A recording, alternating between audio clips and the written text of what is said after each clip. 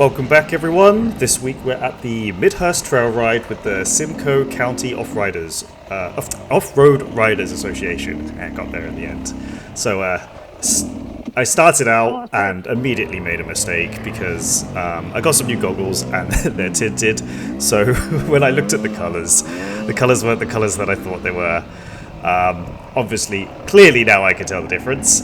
So I just want to say a big shout out to the organisers of this event, because this was an absolutely fantastic trail ride. I had so much fun. Absolutely, thank you to the lot of them. It was thank you to the people who set up all the tents, who set up the lunch, who brought all the food, to the people who set the trails.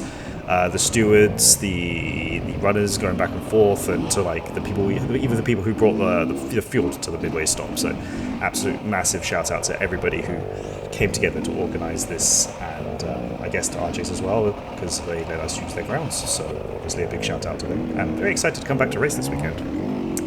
So, this week we're here with 200 riders, but specifically I'm here with Lucas, Derek, Darko, Stephen, and unfortunately, even though Chris managed to blag a ticket off someone who couldn't make it, his car broke down the day before.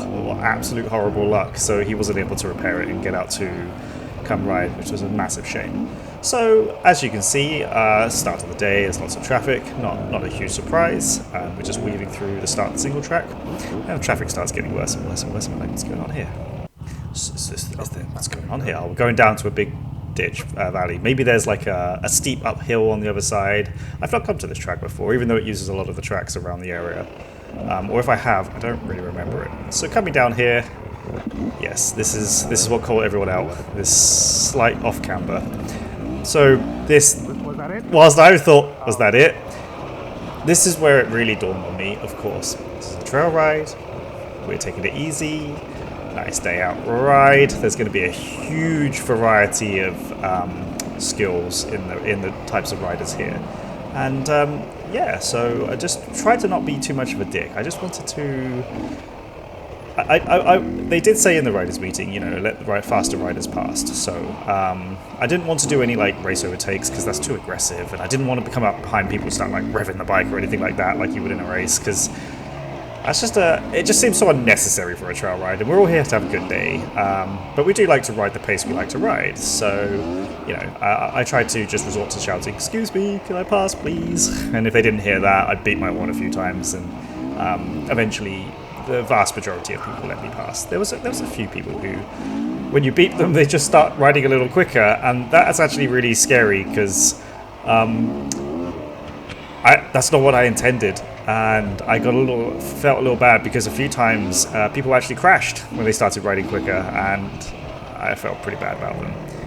This guy, he did crash, but I don't think he was riding faster. I think he was just a little bit more. He just made a mistake, maybe. But I hope I wasn't trying to scare anyone when I was riding. In the morning, it wasn't so bad.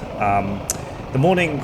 I decided with the group that perhaps the best thing would be if we just split. Oh, there he goes. He's good. He seems pretty jolly about it. So in the morning we decided that because I wanted to hit all the checkpoints before lunch, and I didn't know if I could make it or not, because they did say it was 55k in the morning, and that's quite a long way for me. Usually in a day we do 30 to 50k max, and a race is at best 60-ish odd k for me, because I can't do that many laps, they're quite slow. So I was thinking, I don't want to miss lunch, or I don't want to be super late into lunch. So what we'll do is we'll ride separately in the morning, just ride our own pace, whatever, and we'll meet up at lunch and then continue on together. So here I'm just riding my own pace. I believe everybody's behind me, except that they're not all behind me. There's actually Stephen ahead of me, and just riding along, having a great time, weaving through this single trail. The track was amazing today. They were saying it was going to be quite dusty, and in some of the transit sections it was a little dusty, yeah, for sure. But on the trails, it was like hero dirt, or maybe slightly drier than Hero Dirt, but like you can see the nice rich brown color there. So there's just tons and tons of grip. Yeah, I didn't want to go too quick, just in case there was people coming the other way, because the trails don't actually shut for this event. So there is a possibility that people come the other way, and when you're crossing some of the dual trails, I did see ATVs and stuff. So yeah, see, most people move out of the way. It was thank you very much. Just doing a shout. Thank you very much. We will continue on our way, nice and happy.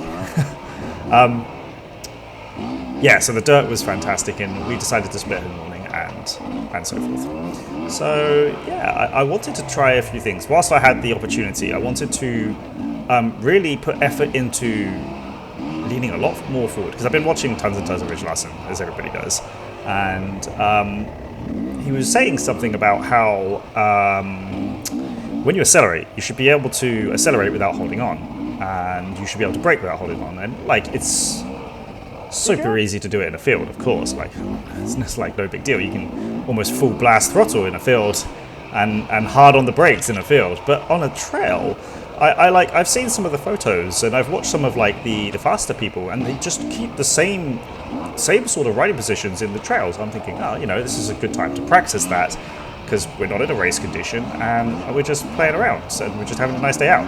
So I was just practicing that at like a more relaxed pace to try and get a feel of it. And look, I caught up Stephen. So I was like, oh, Stephen's ahead of me. Cool, excellent. I'll follow him for a little bit. Yeah, so following along behind Stephen.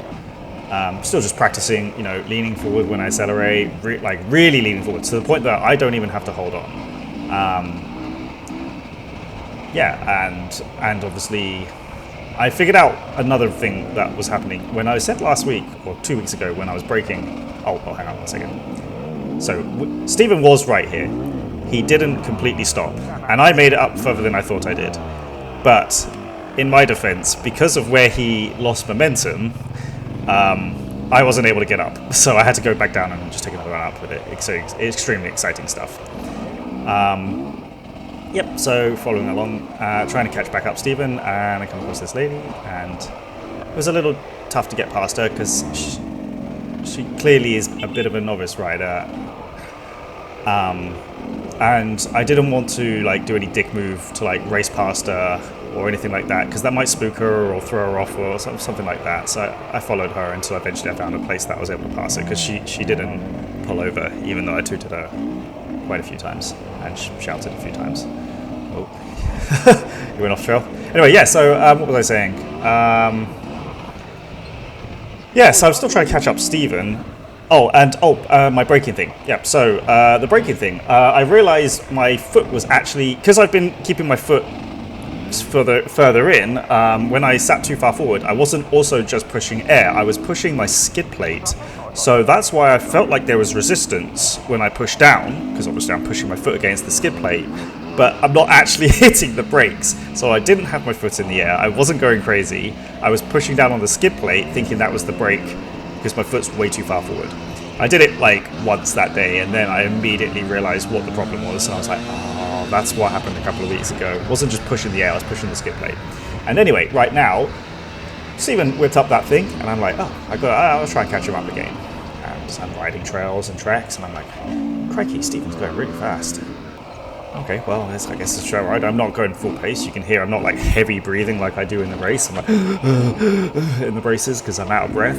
But I'm not going at a slow pace. I'm not hooting it, but it's just trail speed.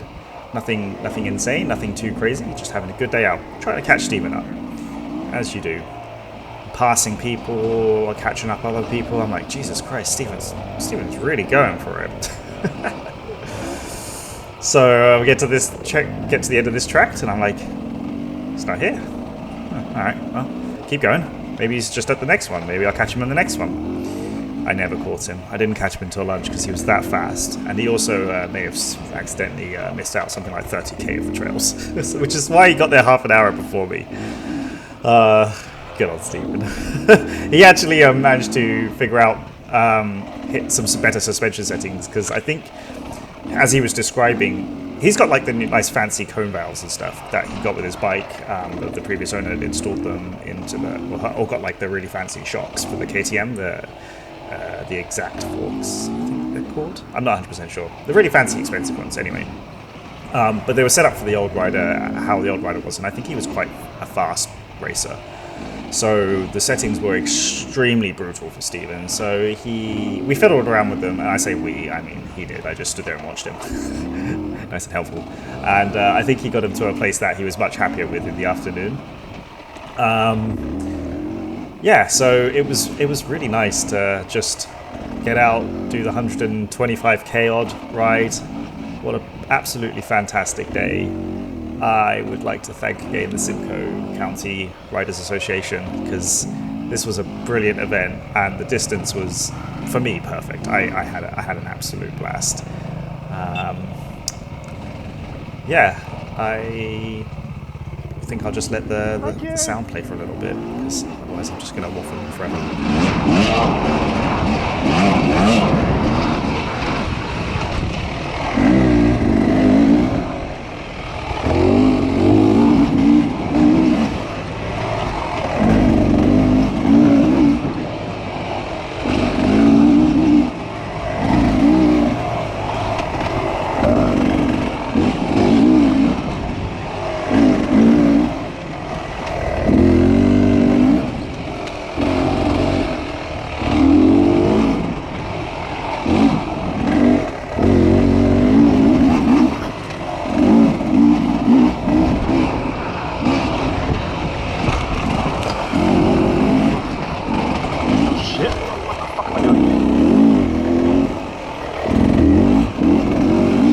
Do you want me to call someone when I get out? I'll just walk to the parking lot and I'll worry about it there. Okay, you sure? Well, we gotta put it back together anyways. Okay, man. Good luck.